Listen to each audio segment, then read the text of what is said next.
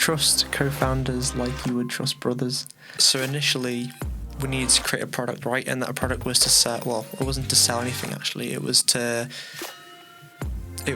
basically create a platform for people to learn maths, and it was going to be completely free. And people can learn maths. They can play games, puzzles, etc. On this platform. How are you planning to monetize it? We didn't care at that point because we just wanted people to love maths. At the end of the day, what if you're going to do something right, you got to do something well as well.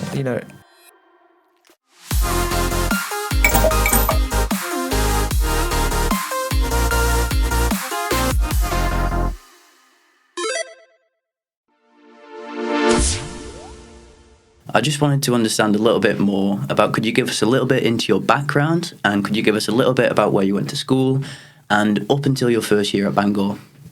Yes, so I started school on the Isle of Man when I was 4 years old. I went to St Thomas's Primary School. It's a religious school. How closed down is it as well? Yes, it's closed down now. And I went to Bemmerhague, so obviously the lower school, St Ninians. And then after that, I went to Bangor University. My time there was great.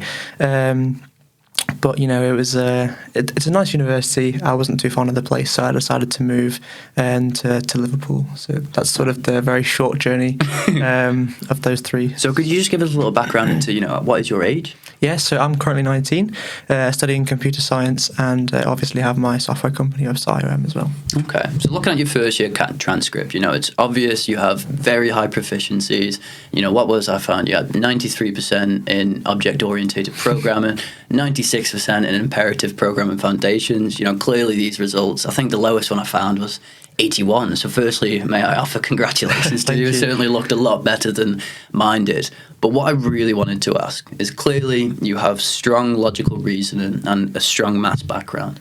So when did you first apply this to a programming paradigm to say, what was your first programming paradigm that you played with and, you found a passion for, if there is one? Yeah, so I studied computer science A-level, didn't study at GCSE. I studied at A-levels, I studied computer science, English language and politics, so very different sort of subjects from each other. And I loved politics, I loved English, I actually hated computer science, funnily enough. I absolutely despised it, wanted nothing to do with it, hated programming. Why? I think it was just a lack of interest, to be honest. I think originally I wanted to study computer science because, it's probably the future and blah, blah, blah, blah, but I didn't really understand it properly. I didn't realise what sort of skills you can learn from, programming and those fundamental problem solving. So those kind of, taken back to your time there, feeling like that, what would you recommend to somebody who's trying to, learn a computer programming paradigm or trying to develop a skill base to be able to do that at some stage? I would say if you have an interest, so my interests were at the time rockets and Formula One, it still is. I can see why the Musk book that we talked about comes in. Yeah, so I would say programming can be extremely boring. If you make it boring. So, if you're first learning to program, I would say, you definitely need to find an area of sort of interest that you like, and then go about trying to solve a problem within that area, because then you're constantly being involved in it and interested in it, and therefore you can build those, programming abilities. So it's this kind of, it's this problem-centric paradigm we keep coming back to. And, it's the application, when you're going through and, when you're being marked and all that kind of stuff, I'm sure lots of people have nightmares of not enough application or not enough anything like that. So one of the other elements of what I wanted to discuss, the kind of element of how we're doing this is looking back at your experiences, looking at your current reality, and looking at that in the context of the Isle of Man. So obviously, I did my digging. So I can see you went Clinton's 2020, then you did, what was it? It was service desk engineer at Nedbank, and then it was also a human resources officer at the Isle of Man government. Yeah. And then the following summer came Mathwiz, which was your first founded company. Yeah. So looking back retrospectively, what key experiences happened in each of these roles that then led you to, developing this entrepreneurship base and developing your first company, which was Mathwiz? Yeah, so first of all, Mathwiz it wasn't a registered company, so it was just a project, and it was the idea of it was to be a company eventually, but that never happened. But I'll just go back to sort of that journey from Clinton's. So when I worked there, I guess it was the things that are the biggest takeaways were talking to people, that customer interaction type of thing, which I never had before. And how did you find it at the start? Because I remember going to a till. My first job was a coffee shop, and you have all these buttons, and you just kind of get thrown on the till, and it's like, right, you have somebody stand there watching you behind you, and you keep looking behind, going, am I doing the right thing? Yeah. Was it much similar, or did you find a very developed competency to start with that allowed you to develop that customer relationship quite quickly? I think I always wanted to be whatever I did. It doesn't matter if it was in school or if it was in sports. Well, actually, no. School is a bit of a different story. But in sports specifically, I always wanted to be the best at everything. So even though I was this new, a new part of the team, the staff, I wanted to be sort of better than all the rest of them already. So I was like, okay, what can I do now? What can I do now? What can I do now? Always asking questions to my boss, my manager, and probably became the favourite. Not gonna lie. But it was just getting stuck in, and if you make mistakes, that's okay, because it's the only way you're actually going to learn. It was just get in there, get your hands dirty, ask the questions you need to ask, make the mistakes you need to make, and then sort of go from there. That was the first proper job I ever had. One of the interesting things, when you talk about looking back at your experiences, is there anything that taught you the base? However, given both of our ages, you still, some of the mistakes you first made, you still probably make again, coming forward. So is there any specific lessons that you were kind of come across in these jobs that you've then come across again as an entrepreneur? Bit of a tricky one, that one. I would probably say one of the biggest challenges is that barrier between what someone wants and what another person wants. So, sorry. So, if I'm talking to a customer, for example, whether it's in my business or if it was at Clinton's or, Nedbank or whatever, they could mean something like, I want this to be built, or I want this card, but we only have this card, or we can only make this, or we can't actually do that, it doesn't exist. It's that same initial trying to get. This is probably not the best way to answer this, but it's a way of. It's that communication in between. So me and you can sit here and talk about something we both like, but if you've got an idea to build something, or you've got an idea for a business, or you've got an idea for a product, I could, do my best to understand that, but it's that idea of, do I really understand that? Yeah. I know what I would think if I was in your situation, but is that really what both parties want? Probably not. So is this kind of something that you hold very near and dear when you're in business and when you're in those kind of relationships as well? Is there anything that you specifically do that stops this kind of misconstrued information, getting to different parts of the team, and then potentially, because one of the things I did want to talk about is this kind of cross-team collaboration element that we discussed as well. Obviously, both being big fans of Walter Isaacson's book, obviously you've got jobs and must, very similar. However, they do sit on other sides of the spectrum, but there is many parallels which can be drawn. Number one of which is this cross-team collaboration. So is there anything you specifically do drawn from those books, aside from cross-team collaboration, that stops, this kind of misconstrued communication? I think through each software project that we've had, because obviously Website is a software agency company, we've learned a lot of things from our very first project to our most recent project, and it's trying to refine those iterate the problems in between each project, and you learn from each one. Obviously, like I said before, if you fail, not necessarily fail, but you don't do something that you wanted to, you didn't intend it to turn out like, let's say X, and then you iterate for the next one. So right now we've got in place where if you want to do a software project with us, you go through a design phase, just a design phase. That's it. You keep bouncing back the ideas back and forth, back and forth, back and forth with the customer.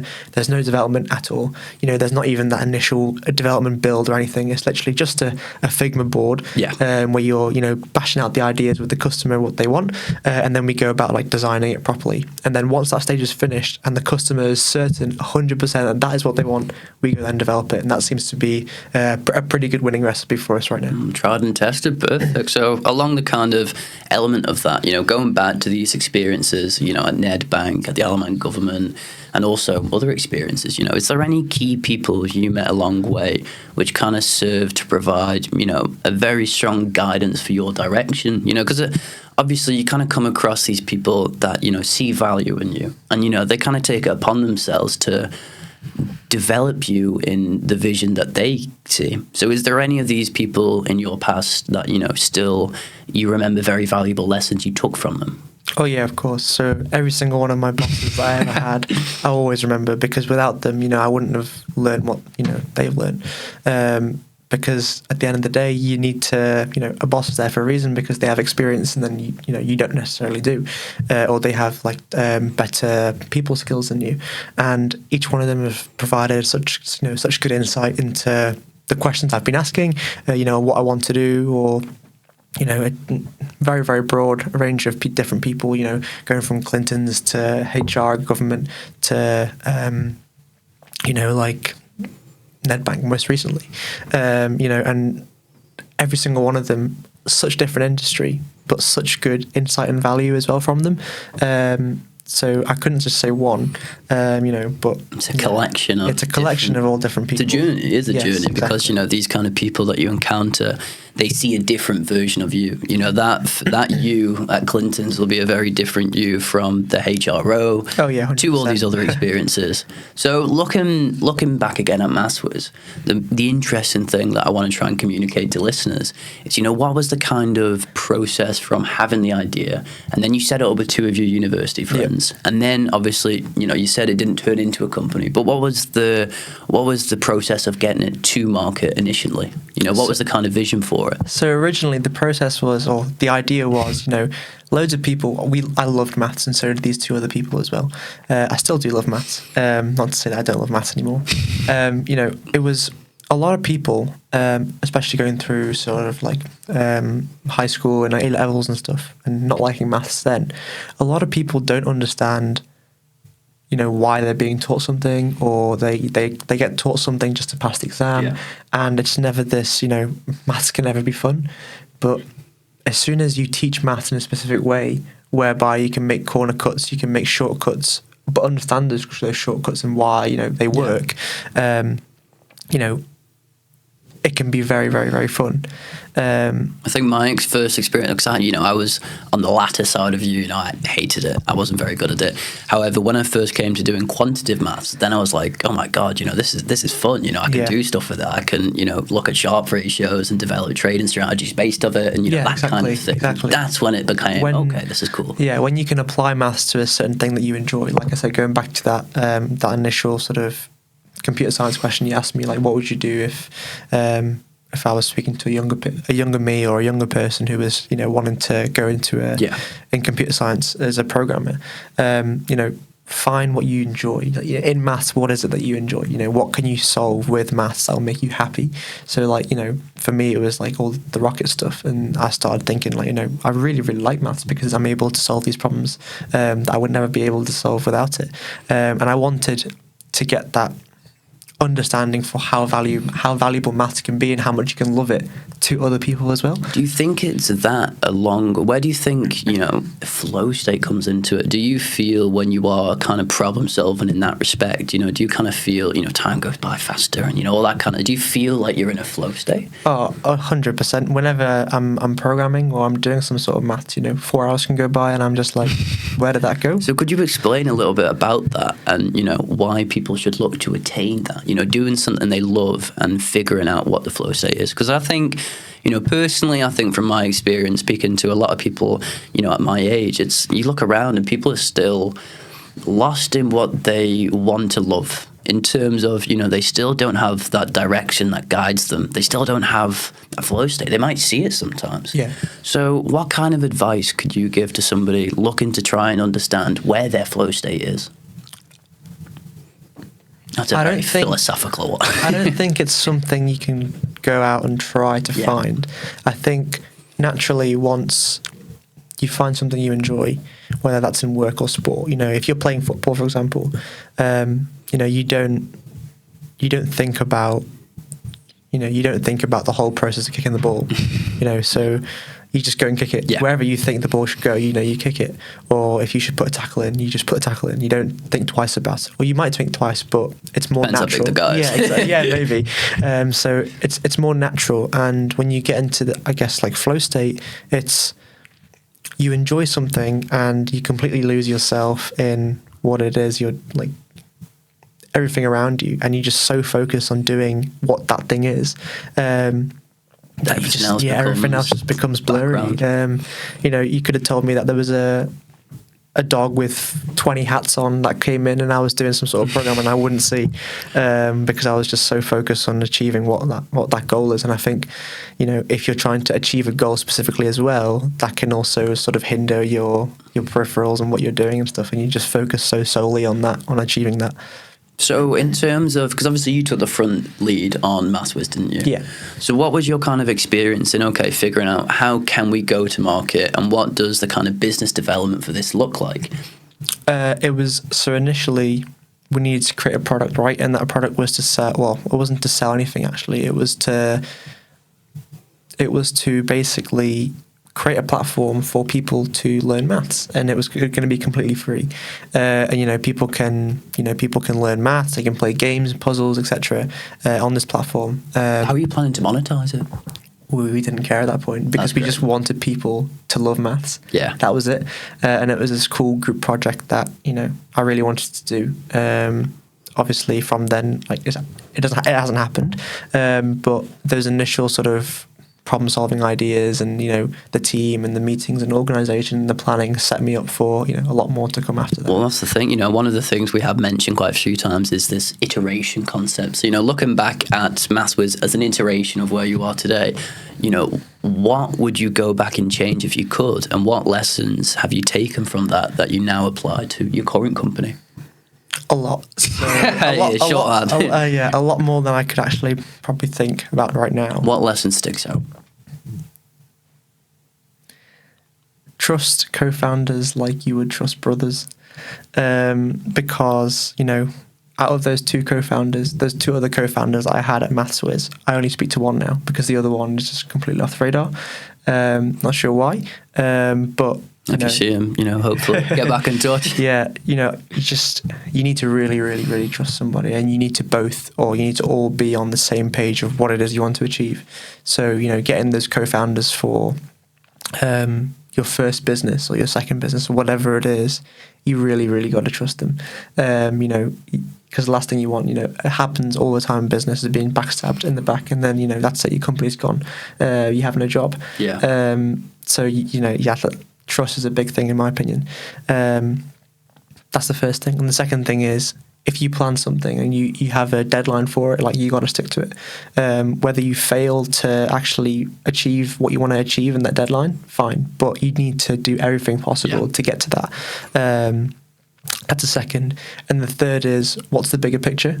What is the biggest thing that you actually want to achieve with this? What's the end goal? And this is something I keep coming across recently. it's zooming out, and it's look, whether or not people think they have the bigger picture. Somebody will come along and go, well, have you looked at this? Have you thought of this? And right back you feel, God, I'm right back to square one in that. But it's such a big thing for, especially trying to scale something up and scale ideas, it's that dream big, aim big kind of thing. Exactly. If you never look to what's past the horizon, you'll never ever think about what is actually possible to achieve. All these big companies like Apple, like Google, they all started with this whole idea where, what's the end goal? Okay, that's the end goal, but what can we do now to, that first step in reaching that end goal? Without big ideas, without thinking that you can ever change the world, you can't. And that's we know where that's from. Steve Jobs. So another thing that I wanted to say, looking back at the research, and I said this to you as well, one of the interesting things is looking back at people's careers, you can always see the stepping stones. So one of the stepping stones I've seen for you is obviously you were the student ambassador for your course, then you applied to be the senior student ambassador, and then you were course ambassador at LJMU, and then now you're at the Institute of Directors for both Cheshire and the Isle of Man. So could you tell us a little bit about, how that first student ambassador role set you up for the later stepping stones, and why people who maybe listen to this who have, a similar opportunity should look to do that opportunity? I think with the first ever role I did, I was thinking if students are going to have a direct impact in education, I didn't trust anybody else to make the decision but myself. If you want something done properly, do it yourself. Yeah, exactly. So I wanted to go for that role. So first of all, I was student ambassador, so I did all the training to do that, and through that, I met other members of staff and other students who have like-minded sort of ideas, which is very important. And then from there, I was like, I want to be the course ambassador. I want to be I want to win. The ambassador. Not win. Well, it's not winning in that respect. It's, one of the elements that clearly drives you as well is, the kind of the social goal element as well. So it's not just about winning, is it? Yeah, exactly. And it's, when I went for that sort of course ambassador role, student ambassador, I can't remember so many different titles now, but that one for the school itself, for computer science and electronic engineering, I wanted to be able to make the decisions for my students, for my peers, and if it was going to be anyone to make those right decisions and to listen to them, it would be me.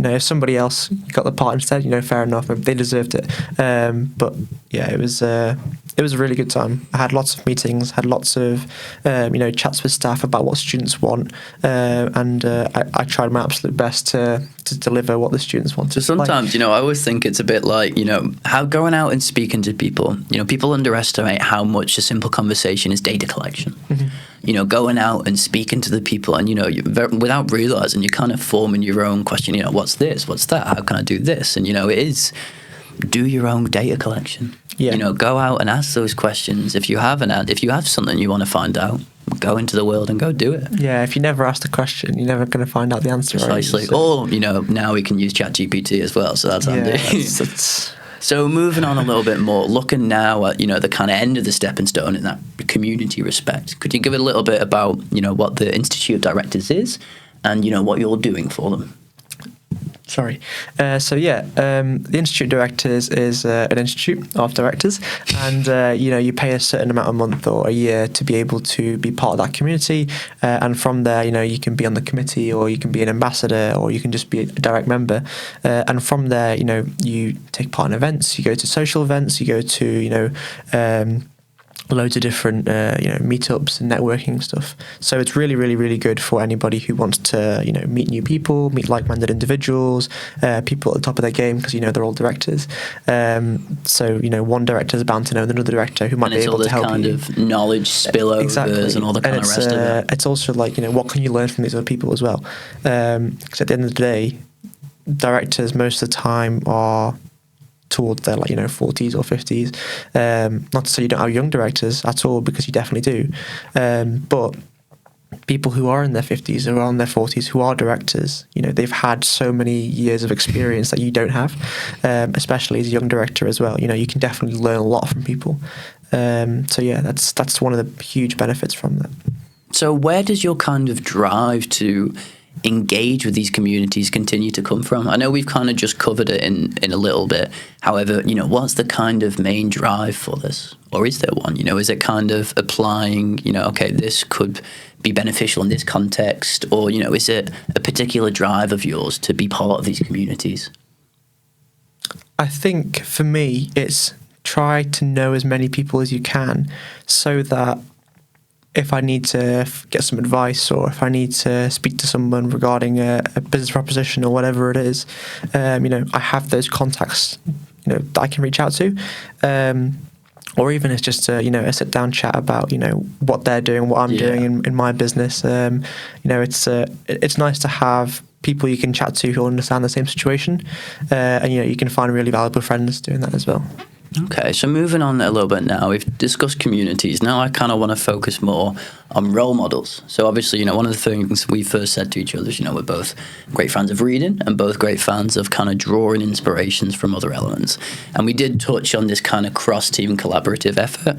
So what I want to ask you is, where do you draw inspiration from to design great software? I think it sort of goes all the way back to Elon and PayPal.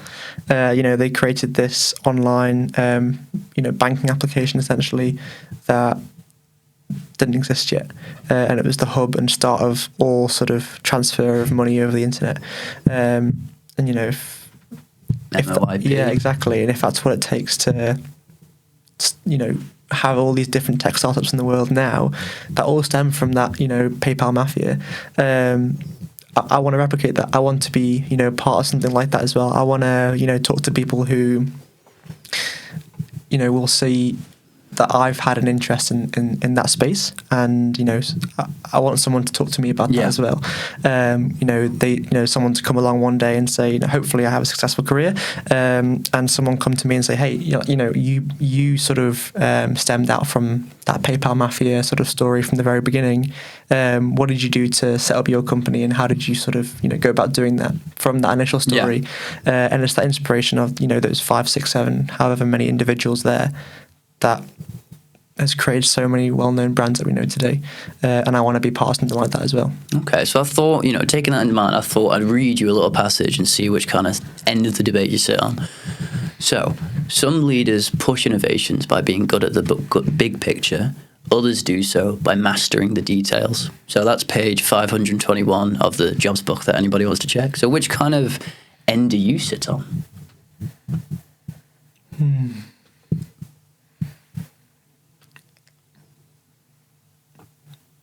I'm not sure. I think I'd have to go away and think about that. What would you aspire to be? Fair enough what you are or where you feel you are now, but what would you aspire to be in the future? I think you need to be a bit of both, because... That was the answer I hoping you give. I think, without being a bit of both, you can't be a great leader, because if you don't know the fine details of something, to be able to create that bigger picture, you never get that bigger picture. You never finish that bigger picture. You can have the idea, but you never have that initial piece of the puzzle that starts the rest of it. That's what I would say. Okay, so moving on now a little bit to, as we talked about, your current company. So one of the things I noticed straight away is, look, LinkedIn is now a very, very valuable tool for, anybody. There's so many people that are developing, their sales and developing leads from LinkedIn now. And I can see clearly, you had a big part in marketing yourself on LinkedIn as well. So what kind of lessons did you learn in terms of engagement and in terms of, what works well for visibility for you? And what kind of lessons would you say to people looking to build something for themselves from LinkedIn? Because I don't think people are still quite aware of how powerful this as a tool is for getting in contact with people. Yeah, so LinkedIn is obviously like it's the sort of biggest ship of all social medias that,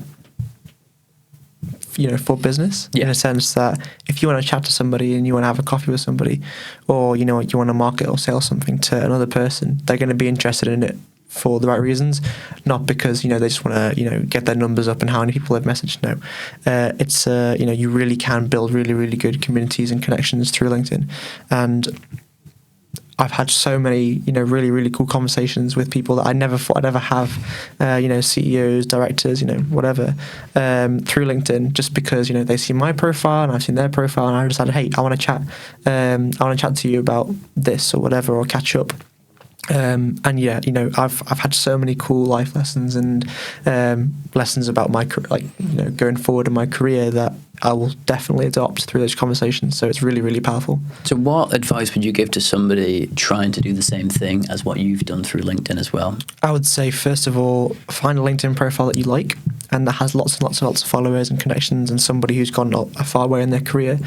Replicate the same thing that you to your profile, so you can stand the best chance of, if you then start messaging somebody just through it, you connect with them first and then message them, they can see your profile and say, okay, this person's put a good amount of effort into making their profile look nice, and has recorded all their important experiences. Okay, yeah, I'm going to talk to them because they're going to take you seriously. So that's what I would say. Okay, so if you use, obviously, it has its own analytics feature and it has its own, data visibility feature. Are these any tools that you've used as well? Did you look at what works better for engagement in terms of posts and analyze it like that, or is it more kind of the authentic feel and just trying to figure it out as you do it? It's a bit of both. Like, depending on who you speak to, they'll say the different features that they use more. Yeah. So, I know that on LinkedIn, if you post a picture about a human or yourself, you'll get more page likes. That's just part of the algorithm. Okay. It's image recognition software.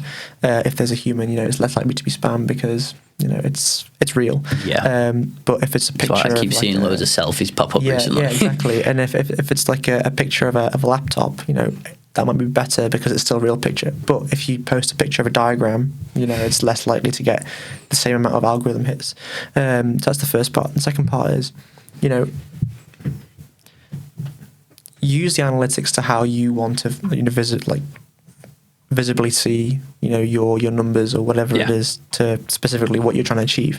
Don't go, if someone says, oh yeah, this part of LinkedIn has great data analytics, but it has, you look at it and it's like, why are mine so low? There's going to be a reason for it because you're not trying to hit those types of people. You can also, there's different like sales packages on LinkedIn. Where Navigator. Navigator or Sales Navigator or whatever it is.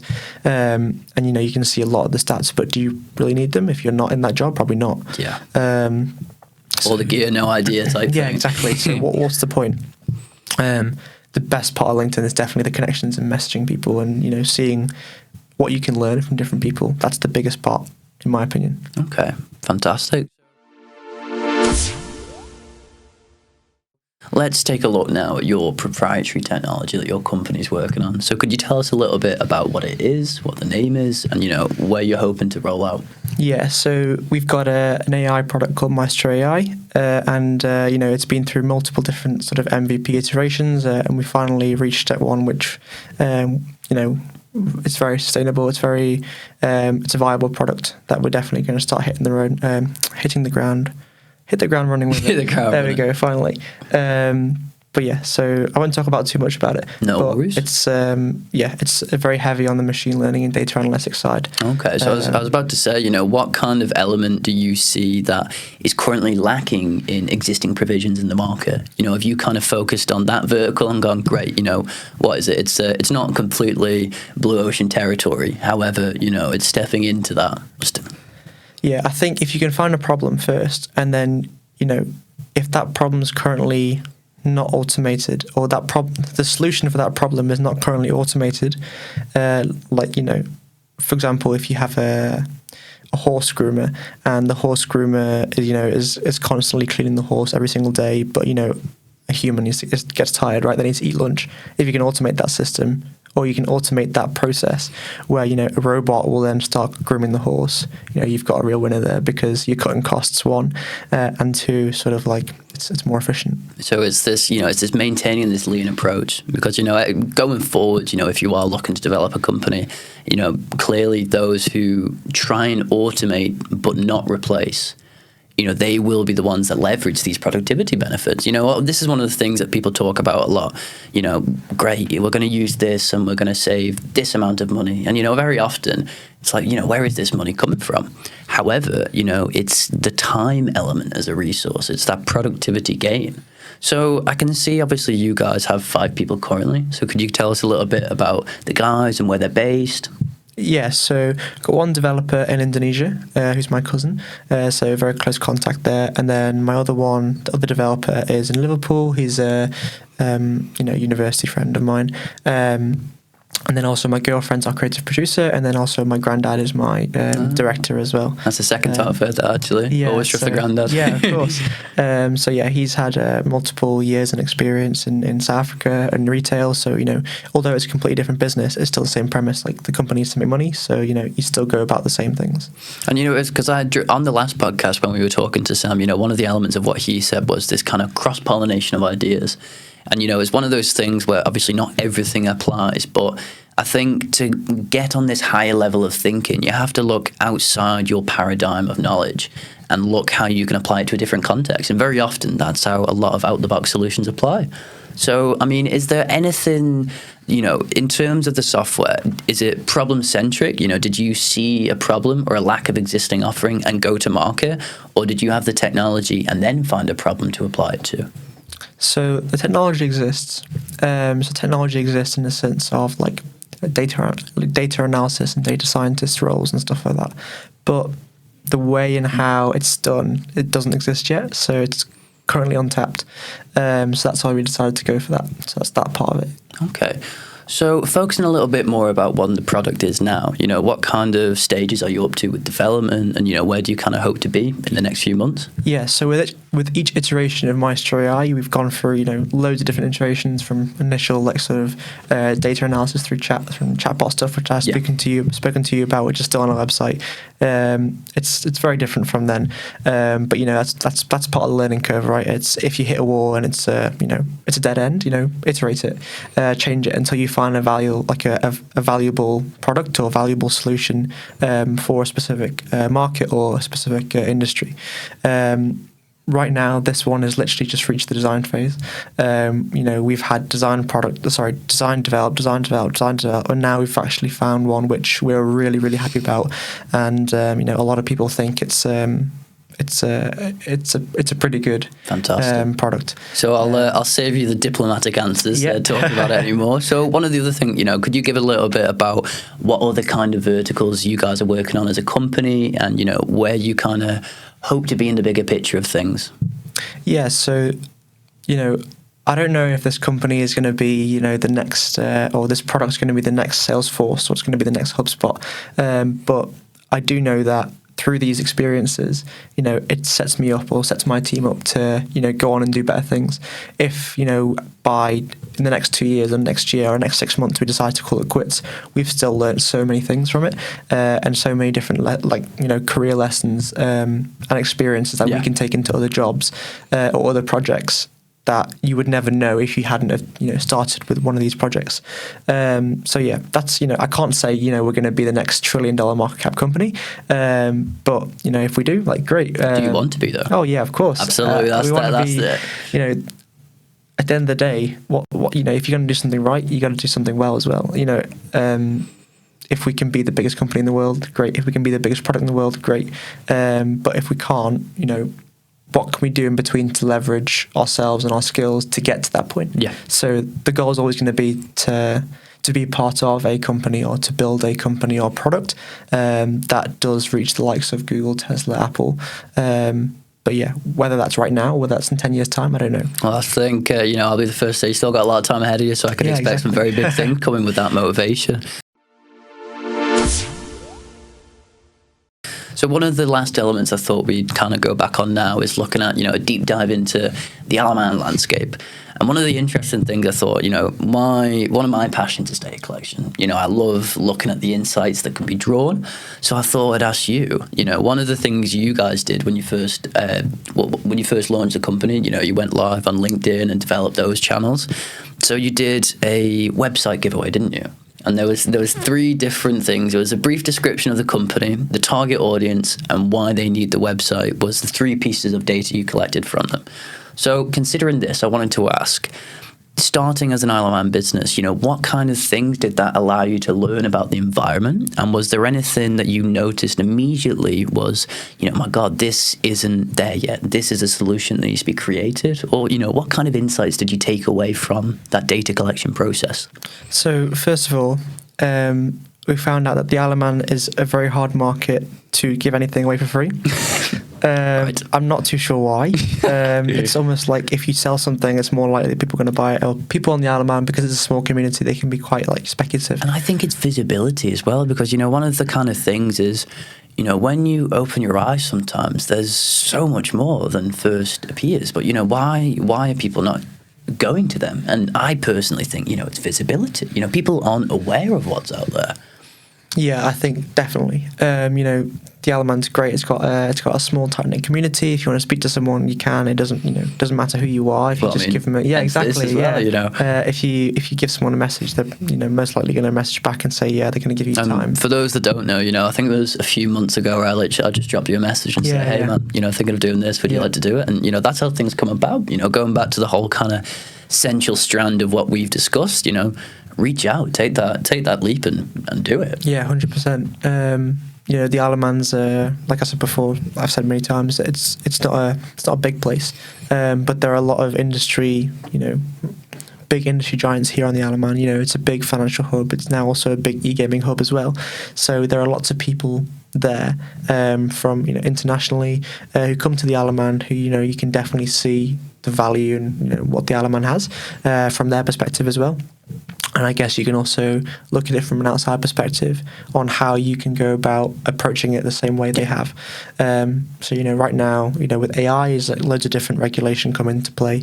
Whether the Alaman decides to regulate AI in the same way as Europe does, I don't know. If they don't, I think if they decide to create a regulation and legislation to, I'd say, have more relaxed rules and sort of laws than the EU and the UK. So could you give a little bit about what the EU is looking to do relative to what the UK is trying to do? Because haven't the UK and the US, they signed a big ratification or agreement which is all about exploring the potential risks and downside of it together? Yeah, I think it's really hard to say sort of a specific thing that these people are trying to do, because first of all, AI is a very broad term.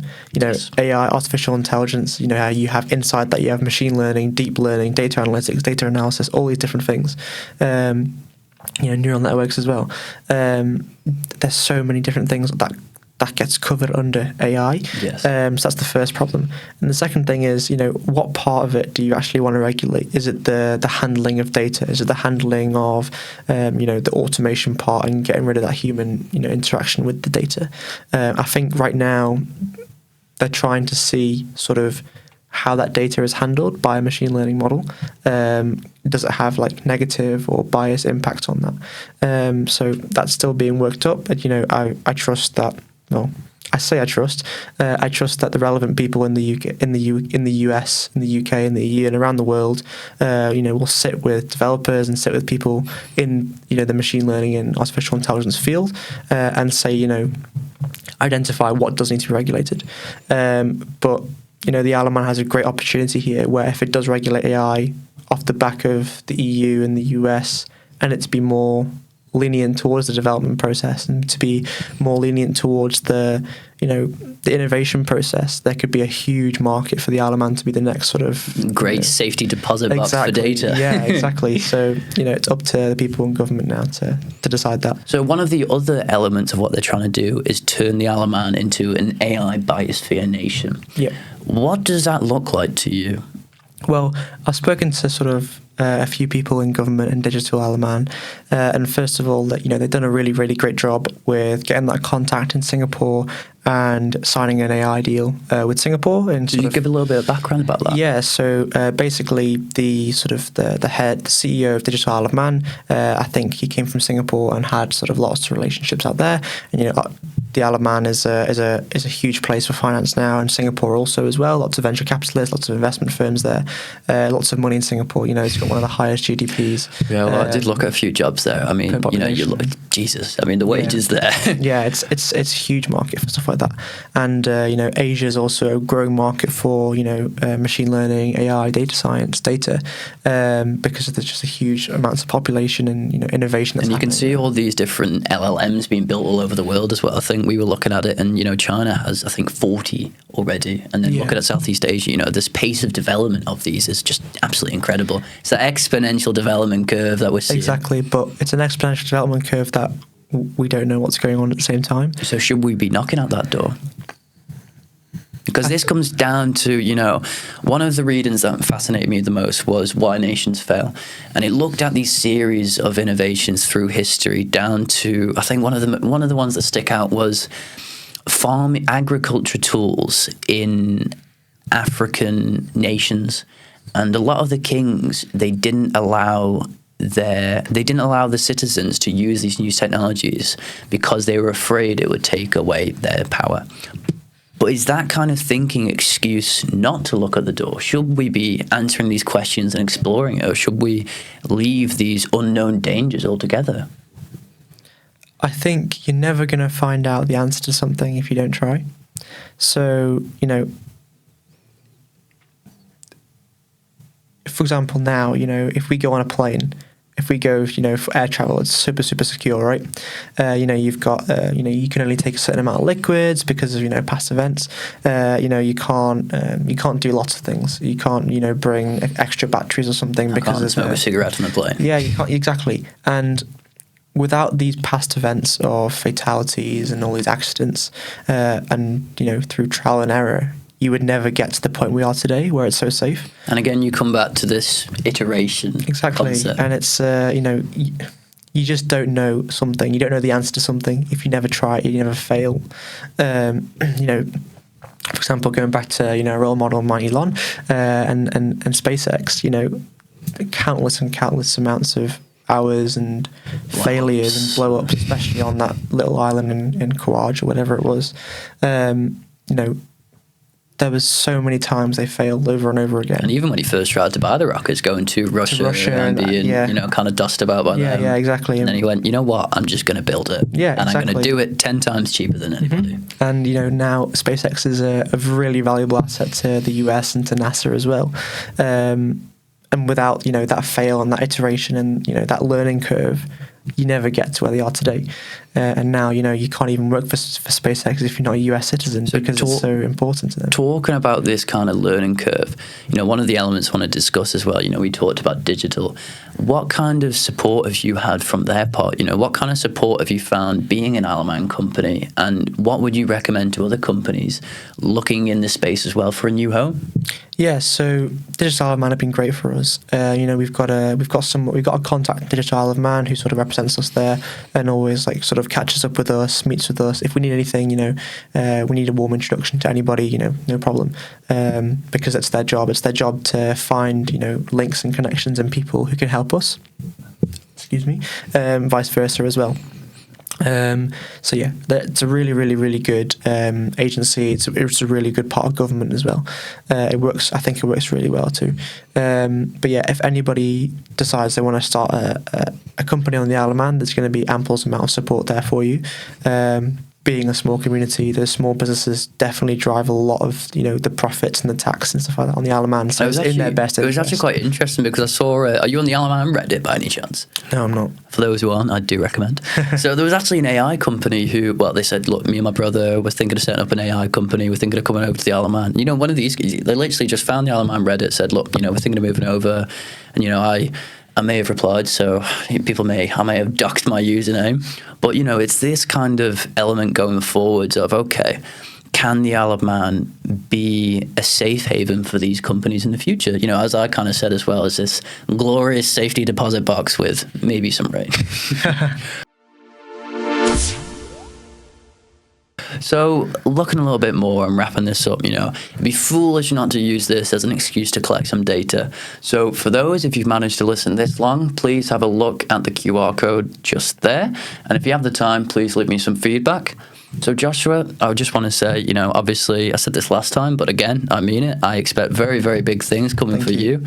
And one of the other things, have you got anything to say to advise to our listeners? You know, what kind of advice, what is the main advice you'd say to anybody looking to develop a business enterprise? I would say if you keep thinking or keep saying, so this is something I stand by all the time. It's always going on in my head. If you don't do something right now and you always put it off to the next day or tomorrow or next week, you never do it.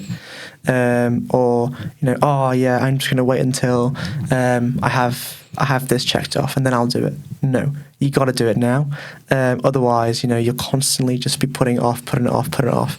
So take action while you can. I think especially when you're young and you have no, you don't have a mortgage on a house, or you don't have like big debts and stuff like that. It's a perfect variable opportunity. Interest rates. Exactly. It's a perfect opportunity to get something started, to get the ball rolling. And even if it doesn't succeed, you still learn so much more. Yeah. Even as a university student, if you go to university for finance and then that's all you have a degree in finance, you're like everybody else. But if you started a business and you have all these different experiences, you're automatically above the pile. So yeah, it's building a business is not for the faint-hearted. Don't get me wrong. You definitely have lots of ups and downs. The ups can be very, very cool and very, very satisfying and enjoyable. But the downs and the lows can be super, super down. You can fall into this pit where you don't think you're going to get out of. And I'm assuming you're relating to personal experiences. Yeah, definitely. I can think of loads. On both sides of the spectrum though. So just you got nothing to lose. You really don't. Just go out and try. Nothing bad can happen from it. Okay, well, as I said, don't be afraid. Get out there and try and do what you want to do. So for those guys who, again, have made it this long, please hit the subscribe button below if you want to learn more about the future fintech leaders of tomorrow. So Joshua, please tell us a little bit more about, where can people reach out to you? Obviously, you should be aware LinkedIn is one of those elements, but, how is best to approach you and how can people support you on your journey? Yeah, so anybody who wants to sort of email the company for any sort of, contact information or, just to find out more about what we do, you can email us at inbox@web.iom.com or alternatively LinkedIn as well. We also have a Facebook page, web.iom.com limited, and also a website as well, web.iom.com. So would you just like to say why you've got a Facebook page in the context of the Isle of Man, for those who may not be familiar with why? The Isle of Man is... again, a small community, but the Facebook following is huge. For some reason, Facebook seems to be this go-to place for the Isle of Man for every single person living here. If somebody wants to find out what type of flower this is, they'll post a picture on Isle of Man. My favourite's the bad parking one, to be fair. Yeah, Isle of Man bad vibes or something. But yeah, it's not to put you off the Isle of Man. It's a great place, but just get on Facebook, get on the Reddit. Yeah, Facebook can be interesting. To our listeners, if you're intrigued by the fintech world, please stay tuned for more episodes where we explore the innovations happening right around the corner from us. And one of the main things I want to say is, we come from a place, those here, where we perceive it as small. However, one of the things I want to make people aware of is the great many things and opportunities that are aware that we have no idea about. Thanks for listening to the Manx Fintech Review, and I hope to see you back here next week.